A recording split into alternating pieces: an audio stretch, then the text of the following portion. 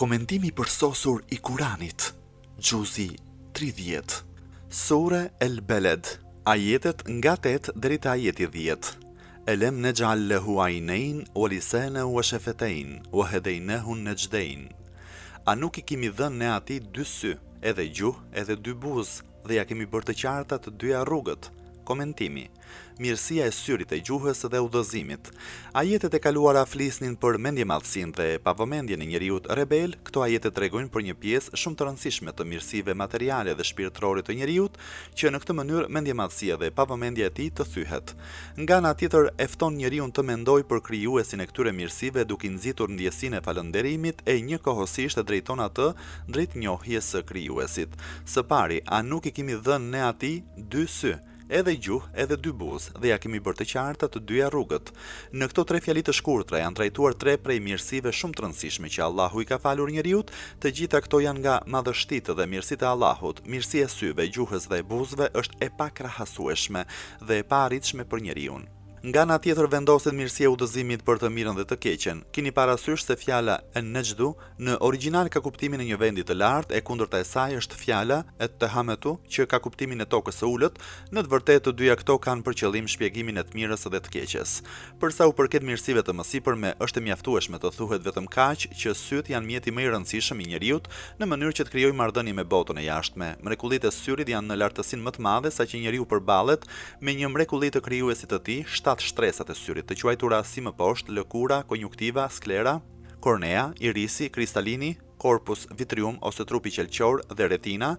Çdo shtresë ka përbërje të habitshme, të hollësishme dhe magjepsëse, ku është ruajtur në mënyrën më të saktë ligji fizik dhe kimik I reflektimit dhe pasqyrimit të dritës. Syt janë ndërtuar në mënyrë të tillë sa që çdo aparat fotografik para tyre është I pavlerë. Në të vërtetë, nëse në të gjithë botën përveç njeriu dhe përballë gjithë qenies së njeriut nuk do të kishte tjetër përveç syrit, atëherë studimi I këtij organi do të mjaftonte për të njohur dijen dhe plot fuqinë e Allahut. Për sa I përket gjuhës, ky organ është mjeti më I rëndësishëm në lidhjet e njeriut me llojin e tij, përcjellja e dijes e informacionit nga një popull te një popull tjetër, nga një brez te një tjetër brez, gjithashtu bëhet nëpërmjet gjuhës. Nëse nuk do të ishte ky instrument lidhës, njeriu asnjëherë nuk do të mund të promovonte dijen, kulturën dhe çështjen shpirtërore. Buzët së pari kanë një rol ndikues në të folur, sepse shumë prej ndarjeve të shkronjave bëhet nëpërmjet buzëve. Buzët ndihmojnë shumë për të përtypur ushqimin, ruajnë lagështinë e gojës, ndihmojnë për të pirë e të tjerë. Nëse nuk do të ekzistonte ngrënia dhe pirja, njeriu do ta kishte të pamundur dhe shumë të vështirë për të jetuar. Gjithashtu njeriu nuk do të mund të shqiptonte shumë prej shkronjave, pështyma e gojës do t'i kullonte dhe do të dukej shumë keq. Perceptimi I vërtetës në prizmin e parë bëhet me sy dhe me gojë. Në ndjekjet e asaj që u citua më lart, do të flasim për ekzistencën e arsyes dhe udhëzimin racional natyror. Interpretimi I ajetit ka për qëllim udhëzimin legjislativ I cili kryhet nëpërmjet profetëve dhe evlijave. Zoti ka dhënë njeriu të parët, I ka shpjeguar rrugën e drejtë dhe të gabuarën që në këtë mënyrë të mund të kuptojë të drejtën. Me gjithë këto llamba që lëshojnë dritë që janë vendosur për të ndriçuar rrugën e drejtë, si mund themi për ata që shkojnë në të kundërtën e dritës, për ata mund themi vetëm lëri që të bien dhe të shikojnë ndëshkimin e tyre. Fjalia ne kemi njoftuar atë për rrugën e drejtë dhe të padrejtë, përveç se flet për faktin se çështja e vullnetit dhe lirisë është në dorën dhe vullnetin e vet njeriut, tregon edhe anën tjetër të medaljes, se fjala nejed ka kuptimin e një vendi të lartë, ku tregon se nëse duam të ndjekim rrugën e drejtë, nuk do të thotë se nuk do të përballemi me probleme, mundime dhe vuajtje. Sikurse u citua edhe më lart, edhe toka e lartë ka probleme, po ashtu edhe ata që ndjekin në rrugën e padrejtë kanë probleme. Sa mirë do ishte që njeriu me përpjekje dhe mund të përzgjedh rrugën e drejtë, por në të njëjtën kohë përzgjedhja e rrugës është nga vetë njeriu. Ai nëpërmjet syve e gjuhës mund të përzgjedh rrugën e drejtë halal ose atë të padrejtë haram. Në këtë mënyrë mund të përzgjedh cilën rrugë do të mbajë. Në një hadith të profetit Muhammed, paqja e bekimi I Allahut qoftë mbi të dhe mbi familjen e tij, lexojmë: Allahu I madhëruar I thot djalit të profetit Adem, paqja e Zotit qoftë mbi të, o biri I Ademit, nëse gjuha ty të shtyn të bësh haram, unë ty të kam dhuruar dy buzë, që ta parandalosh atë, mbaj buzët mbyllur. Nëse janë syt ata që të shtyn ty drejt haramit, unë të kam dhuruar ty qepallat, që ti mbyllësh ato. Kështu pra, Allahu i ka vendosur njeriu të mjetet e kontrollit të këtyre mirësive të mëdha që është një tjetër mirësi e Allahut për robët e tij. Është e habitshme se ajetet e mësipërme flasin për gjuhën që në të vërtetë lë të kuptohet se flet për buzët, ndërsa për sa u përket syve nuk është lënë të kuptohet se flitet për qepallat. Kjo gjë ka ndodhur për dy arsye. Arsyeja e parë është sepse roli i buzëve është për të folur, për të ngrënë dhe mënyra të tjera, ndërkohë që qepallat janë vetëm për syt. Arsyeja tjetër është se kontrolli i gjuhës për fatin e njeriut është më i rëndësishëm se sa kontrolli i syve. Hulumtime. 1. Mrekullia e syrit. Syt zakonisht i krahasojmë me një aparat fotografik që me lente shumë delikate fotografojnë skena të ndryshme. Fotografit fotografohen nga vetë syri e më pas nëpërmjet nervit të parit transferohen te truri. Ky aparat është jashtëzakonisht delikat dhe i saktë për gjatë gjithë ditës së natës ai mund të fotografojë me mira foto dhe skena të ndryshme. Ky aparat nuk mund të krahësohet me asnjë aparat tjetër që mund të jetë edhe më i përparuari apo me çdo aparat tjetër fotografik dhe filmues, sepse a. Rregullimi i valvulave të dritës së diafragmës në këtë pajisje që është bebja e syrit ndryshon pamjen vetvetiu përballë dritës. Kur drita është më e fortë, bebja e syrit zvogëlohet dhe kur drita është e dobët, bebja e syrit zmadhohet, ndërkohë që aparati fotografik duhet të ndryshojë nëpërmjet dorës son apo sipas gradimit që ne i bëjmë. B. Objektivi i syrit. Në kundërshtim me të gjithë objektivat e aparaturave fotografike që janë përdorur nga fotografët, duhet të ndrohen për të fotografuar sipas distancës. Për shembull, ndonjëherë objektivi është 1/5 mm dhe ndonjëherë 8 mm. Kjo lëvizje milimetrike bëhet për shkak se objektivi duhet të rregullohet në atë mënyrë që të mund të fotografojë edhe nga afër edhe nga larg. Te syri kjo lëvizje dhe ky sistemim kryhet nëpërmjet muskujve që janë të vendosur anësh objektivit.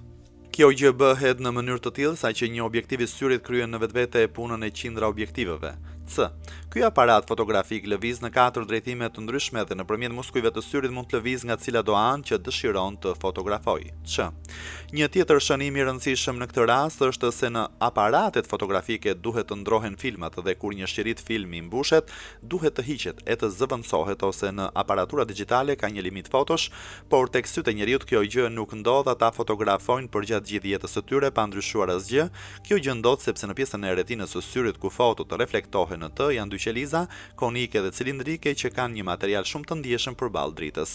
Këto qeliza me pak dritë vihen në punë e më pas krijohen disa dallgë që transferohen te truri e më tej shikohet ndikimi i tij. Në këtë mënyrë retina e filmimit vihet në punë përsëri. D. Aparatet filmike janë të ndërtuara nga substanca shumë të forta, ndërkohë që aparati fotografik i syrit të njeriut është ndërtuar nga substanca shumë delikate dhe të buta. Ato me një gjë më të vogël shkatrohen, ndaj për këtë shkak janë të ruajtura midis kockash shumë të forta, por syri në të njëjtën kohë që është delikat dhe i butë është i përbërë nga një qëndrueshmëri e lartë e hekurit dhe e çelikut. D. Çështja e sistemimit të dritës për fotografët dhe filmuesit është shumë e rëndësishme sepse që fotot të dalin të qarta, fotografët qëndrojnë me orë të tëra për të sistemuar dritën, ndërkohë që syri në çdo kohë gjendje ka dritë të fortë si afër si larg, ashtu edhe në errësirë. Syri fotografon edhe në errësirë, mjafton që të ketë pak dritë. Kjo pra është prej mrekullive të syrit. E. Ndodh që ne vendosemi nga drita në errësirë dhe nga errësira në dritë, ose ndodh që në një çast të fiken dritat. Në atë çast ne nuk shikojmë asgjë. Por me kalimin e disa çasteve syt tan vetvetiu mësohen me atë dritë të dobët, kështu pak nga pak syt tan mësohen me errësirën dhe shikojnë edhe më tepër sendet që ndodhen përreth. Ne gjithmonë e përdorim këtë shprehje u mësuan syt me errësirën. Kjo shprehje dhe lirshëm nga goja e njeriut. Rezultati i këtij mekanizmi që është vendosur tek syri është shumë kompleks, e njëjta gjë ndodh kur dalim nga errësira në dritë. Në fillim syt tan nuk e durojnë dritën, por pas disa sekondash syt tan ambientohen. Këto çështje nuk ndodhin kurrë tek aparati filmik.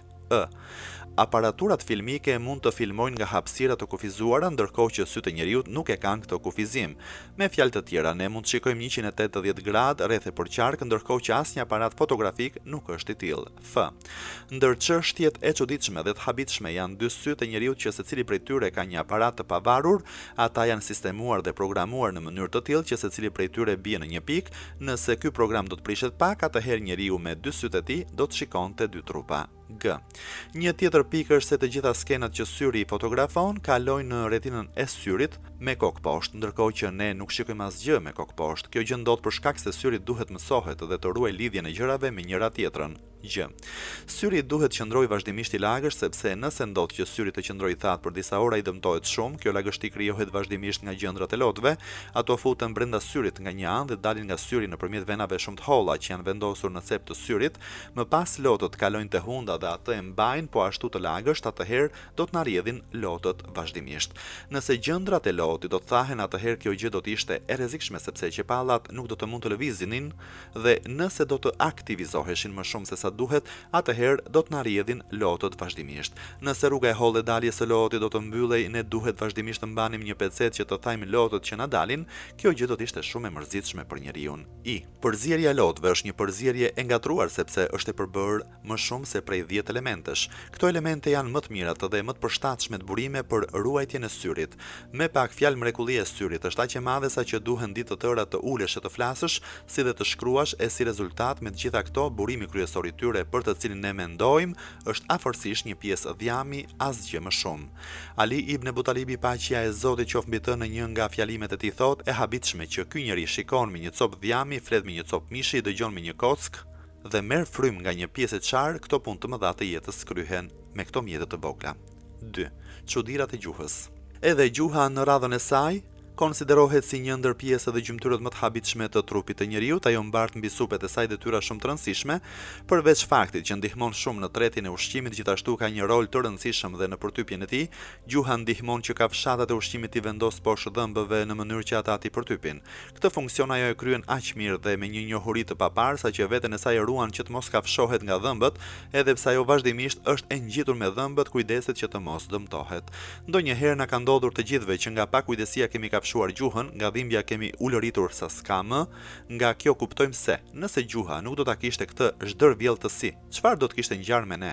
Gjuha gjithashtu pasi ne ushqehemi pastron të gjithë gojën në mënyrë të përpikt.